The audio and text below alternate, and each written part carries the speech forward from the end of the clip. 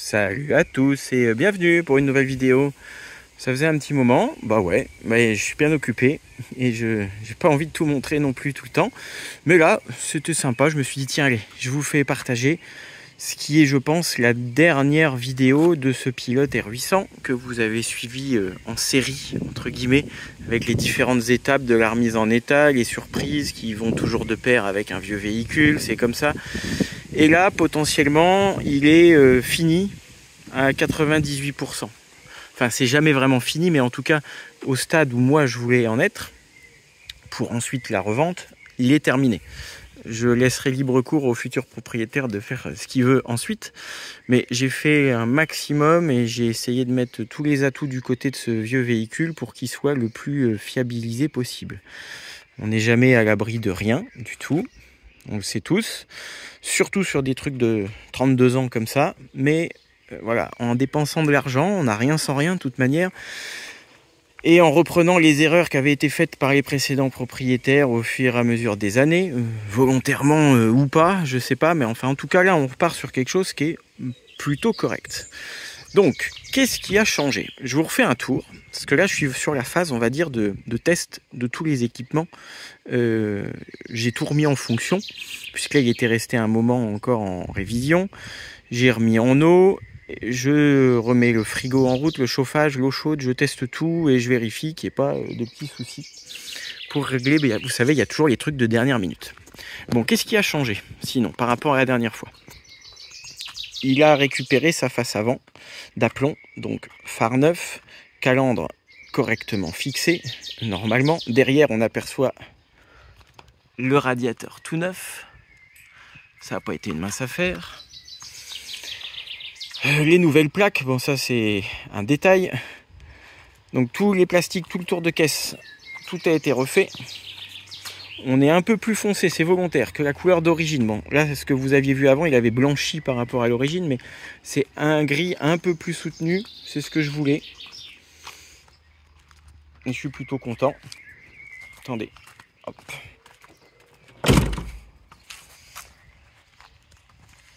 On fait un petit tour. Alors le but, c'était pas d'en faire un véhicule neuf, c'est pas possible. Il n'y a pas eu de peinture de la cellule ni quoi que ce soit. D'ailleurs, il n'est pas encore nettoyé. Il faut que je finisse de le nettoyer. Voilà, donc le gris, les parties noires. Le porte-vélo qui était tordu a été détordu. Il ne l'est plus, il est parfaitement dans l'axe.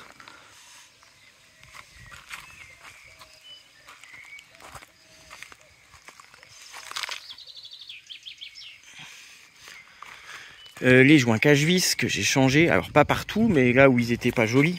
Donc tout ça ici c'est neuf. Où est-ce que je les ai fait aussi? Je les ai fait là sur le tour de la porte de soute, sur le tour de la porte du gaz. D'ailleurs dans la peinture on a préservé les étiquettes d'origine, vidange d'eau usée, on a réussi à les garder. Je continue mon petit tour. Puis là c'est chez moi, c'est le Capharnaüm en ce moment, donc c'est pas adéquat pour garder les véhicules propres. Voilà. Ici, je le rappelle, j'ai eu du boulot puisque le passage de roue, il était bouffé derrière là. La boiserie était pourrie, donc j'ai tout refait. On verra pas. Mais c'est refait.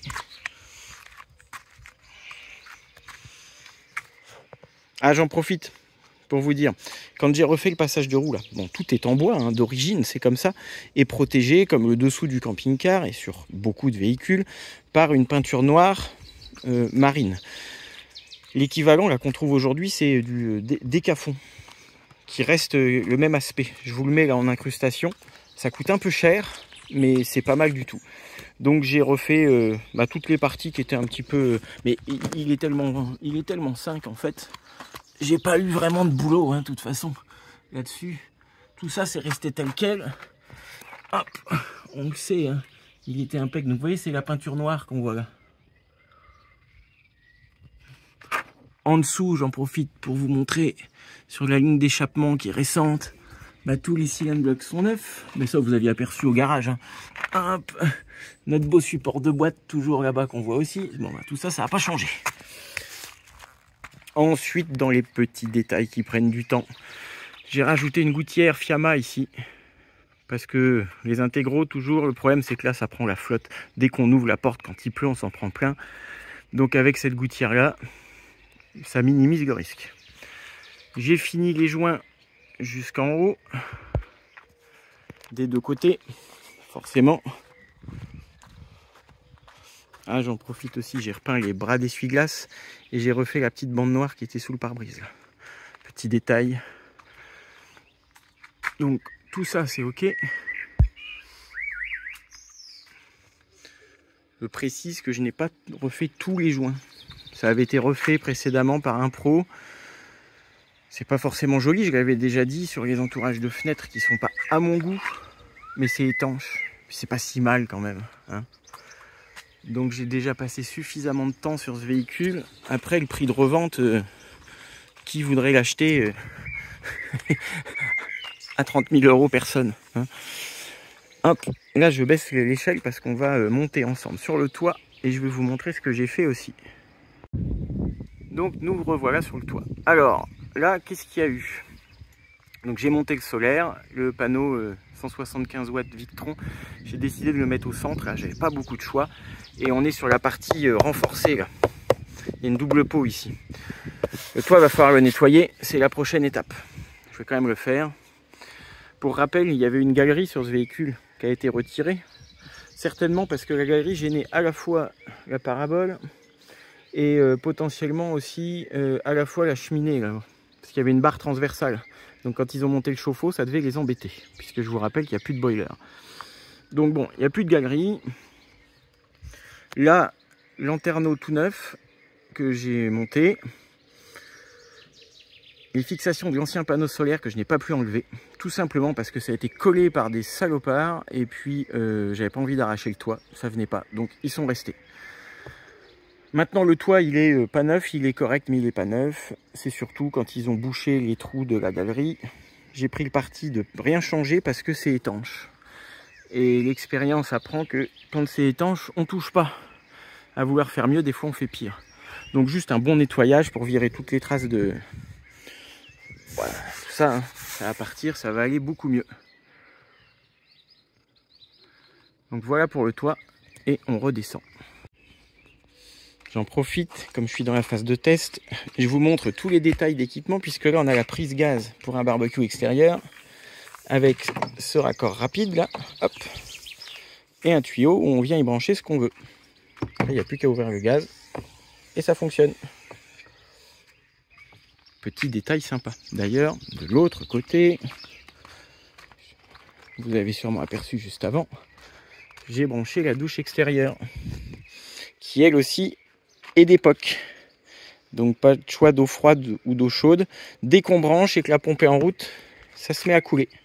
Bon, c'est bien pour se rincer les pieds en revenant de la plage, choses comme ça. Pareil, hein, les camping-cars actuels l'ont pas tous. La grille d'aération ici, je l'ai changée aussi, c'est neuf. Ah, j'ai fermé les toilettes, zut. Je vais ouvrir le gaz pour vous montrer aussi. Je le laisse avec les deux bouteilles. On a des lyres qui sont bonnes jusqu'en 2027. On a le détendeur qui est neuf. Là, dans la soute, il y aura dedans des grosses cales en bois, des cales tuilées, le triangle, un bout de tuyau, une autre douche en rab, un cric 4 tonnes neuf. On n'a pas beaucoup de place hein, dans cette soute là, mais elle mérite d'exister, mais on est sous une des banquettes arrière. Profite pour vous montrer. Vous voyez, on est dans l'état d'origine partout, hein. Avec le lino d'époque là. Et les angles sont super propres.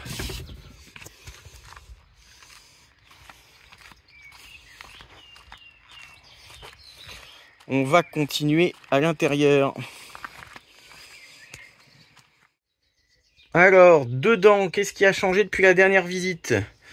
Si on se penche ici, on voit notre régulateur Bluetooth Victron MPPT 7515 et à côté, le petit convertisseur 12 220 600 watts qui sera suffisant pour recharger batterie de vélo électrique par exemple. Hop, et puis avec une prise USB en plus. Accessible de l'extérieur, on met une rallonge, éventuellement le vélo peut rester là, comme ça c'est pratique. Puis bon, il y avait déjà des passages de câbles, il y a la batterie en dessous, j'ai pas cherché les complications. Qu'est-ce que j'ai fini d'autre? Vous aviez vu le reste, hein, mais bon, j'ai refignolé 2-3 trucs. Il y avait par exemple le marchepied électrique, hop, qui fonctionnait très bien, mais dont le voyant de sortie au tableau de bord ne fonctionnait plus. Donc le voilà là ici, c'est réparé, ça fonctionne à nouveau. J'avais le lit qui grinçouillait en roulant, j'ai passé toutes les articulations au silicone. Là j'ai installé une petite pochette en tête de lit quand le lit là s'est descendu pour pouvoir mettre un téléphone portable, des lunettes, tout ce qu'on veut, un bouquin, parce qu'il y a encore des gens qui lisent j'espère. Hop, qu'est-ce que je voulais vous montrer d'autre? Attendez voir. Hop, voilà, c'est ça. Là, il y avait l'échelle qui permet de monter au lit. Et brinque-balai aussi, donc j'ai fait un petit système de velcro fixé au mur pour ne plus que ça bouge. Ensuite, on passe derrière, on se retourne. J'avais fini hein, la dernière fois de toute manière. Donc, rien n'a changé. Toujours nos prises USB, nos nouveaux éclairages, etc. Simplement, là, je vais profiter, vous faire une petite démo. On allume la pompe à eau. Et comme là, c'est vrai que j'ai ma douche extérieure. Attendez, j'y retourne. Me revoilà. J'avais oublié la douche et ça coulait dehors. Donc, j'en profite pour vous montrer. J'ai activé l'eau. Et j'ai fait le test. Voilà notre chauffe-eau. Donc, dès que j'allume l'eau chaude là derrière moi, tac, il se met en route tout de suite. Et vous voyez, on va avoir l'eau, la température qui monte. Voilà, ça c'est génial. On a de l'eau chaude. On coupe. Il s'éteint. Sans faire aucune manip. Donc ça marche très très bien. Également, dans mes phases de test, j'ai mis le frigo au gaz. Là, il est allumé. Et on peut voir, ça doit faire 2 heures qu'il tourne. Hop, on est à... Oh, c'est plein de buée ça. On est à -10 dans le congèle. Donc je crois qu'on est pas mal. Donc ça, c'est validé aussi. Tiens, j'en profite, on passe au cabinet de toilette que vous aviez déjà vu, mais le voilà en pleine lumière. J'y ai mis un joli petit caillebotis en plastique avec des picots antidérapants en dessous. Ça, c'est plutôt sympa. Ça fignole. Là, je viens de m'amuser à passer aussi au silicone tous les joints de fenêtre pour que ça puisse bien coulisser. Pas de point dur. Je teste évidemment tous les robinets aussi pour être sûr que tout marche.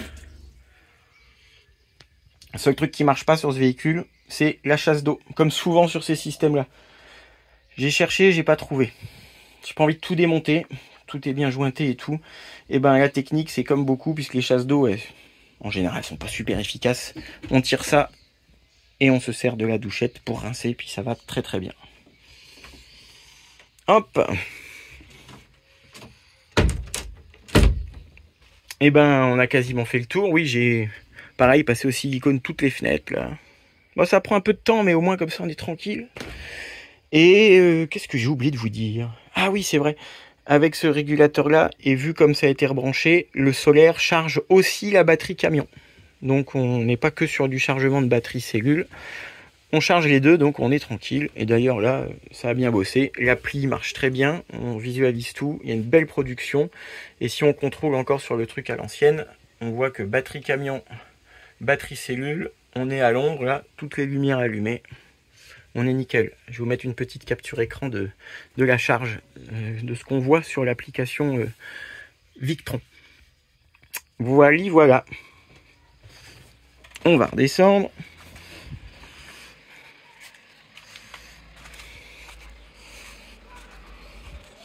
Donc je pense que vous avez à peu près tout vu. Il me reste l'histoire de l'autocollant à gérer. Là, je ne sais pas ce que je vais bien pouvoir faire. Je pense que je vais l'enlever et voir si je peux le faire refaire assez rapidement. parce que le camping-car, là, il y a une petite coupure au montage, désolé. Donc il est presque prêt à partir, et d'ailleurs il part bientôt.